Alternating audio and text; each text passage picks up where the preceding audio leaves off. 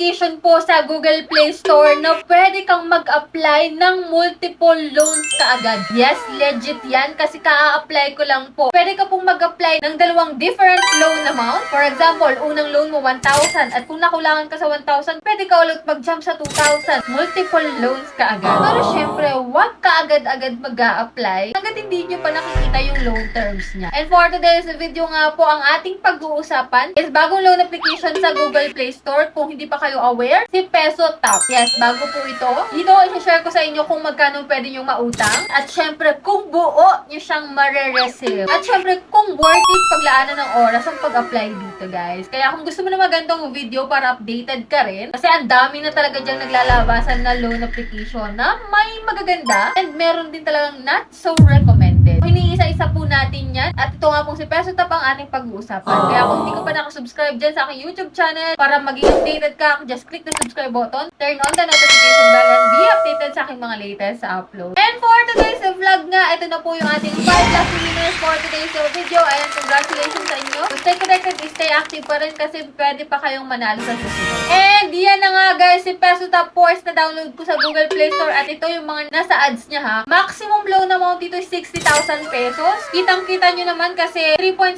stars pa lang meron siya at 14 na reviews. So under po siya ng DSNC, Lending Investor Incorporated. So yan nga guys, no collateral, no catch, schedule and repayment alerts, repay effortlessly. O diba? Advanced security to keep your data protected, fast verification for quick and efficient approval. So let's see guys kung anong meron dito kay Peso Top. Ito na nga po no, yung kanyang logo and yan 60,000 nga yung terms. Click natin yung apply now. Siyempre kapag wala ka pang account dito at gusto mong mag-try, siyempre maglalagit ka using your active mobile number and then may verification code doon. Ilalagay mo lang dito and sign in ka. And yan, the new product has gone live, doubling the pass rate. So click natin yung apply now. And dito may recommended list sila no, 50,000 may available funds dito which is sa Peso Maya. Anyway, hindi naman tayo kay Peso Maya mag-a-apply. Pwede natin itong i-back. So, nung binak ko guys, ito may privacy statement sila. Click natin yung accept. And ito agad-agad guys. Wala ako na-fill upan dito. Agad-agad meron siyang offer sa akin which is 4,000 pesos. Ang laki ha, bilang first timer. Pero, hindi ko alam kung first time kasi wala ako na-fill upan kahit ano guys. So, meaning, may account na ako dito before. Pero, hindi ko alam kung anong loan application. Siguro si Peso Maya talaga siya. Anyway, check natin. Ito sa 4,000, 121 days.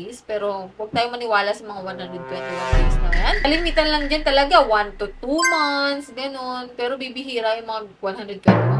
Ano sa 4,000, may 2 periods siya. 4,555 pesos yung sa first repayment mo, which is May 6 ka kaagad magbabayad. So, 7 days to pay lang siya. So, check natin tong 3 periods, no? Eto, sa 3 periods, 3,000 naman guys yung offer niya. Bumaba, no? Sa 3 period, first repayment period, nahati po siya sa dalawang bayaran, which is 1,918 yung unang babayaran. Next is, same amount din po, kasi may total interest na 420 pesos. So, may upfront service fee na 600 pesos. Dun sa isa, sa 4,000 pesos, may upfront service fee po siya na 1,000 pesos naman. So, bali guys, medyo malaki para sa interest niya, kasi 7 days to pay lang siya. Yung isa, 14 days to pay, mas malaki din yung amount. Dito guys, kulang din yung kanyang information kasi hindi sinabi kung magkano yung ma-reserve natin sa 4,000 tapos sa 3,000. Pero let's see pa rin guys. Tinry ko po itong applyin itong 3,000 pesos. May advance service charge siya na 600, bali babawas yun malamang sa 3,000 pesos. So, ang ma-receive na lang natin is 2,400. Kasi dito pala naka-indicate na ibabawas yung 600 pesos na service charge. So, 2,400 pero ang babayad natin, kung kukumputin natin guys 1,498 plus 420 na interest plus 1,497 plus 420 equals 3,835 pesos. Less natin yung 2,400 na marireserve natin. 1,435 pesos within 14 days. So, pumapatak guys na 100 pesos a day para sa interest at service fee nitong 3,000 pesos. So, kakaiba sa inyo yun guys. And let's see guys, ito nga may 8,000 po. Sa next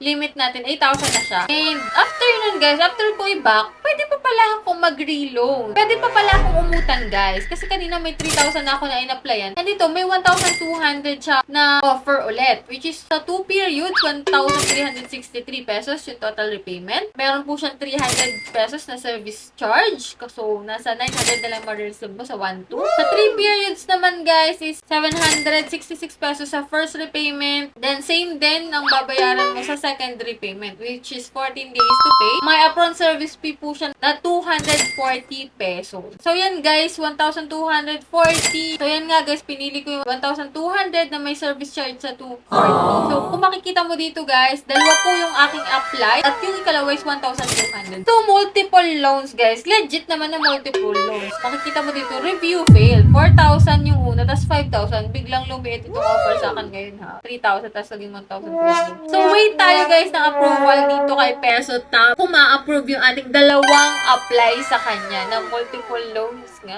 Anyway, sana ma-approve tayo ha. And yan, under review ang ating application. And after minutes guys, ito, nakakadismaya. Alam nyo na, pag nadismaya ako guys, rejected yung ating application. Hindi po tayo na-approve na naman. Sayang no, kasi multiple loans. Dalawang beses kang pwede mag-loan yan. Review failed no, yung ating application. So, nakakalungkot. So, try natin next time. Alam mo nga naman tayo ma-approve. Pero for those na nakapag-apply na dyan at na-approve kayo, let me know your experience. Pakishare naman po dyan sa comment section para makatulong sa mga bago palang magta-try dito kay Peso Tap. And that's it. Sa mga hindi pa dyan nakasubscribe sa aking YouTube channel, click the subscribe button, turn on the notification bell, and be updated sa aking mga latest upload. So, bye-bye na muna for now, guys. See you on my next video.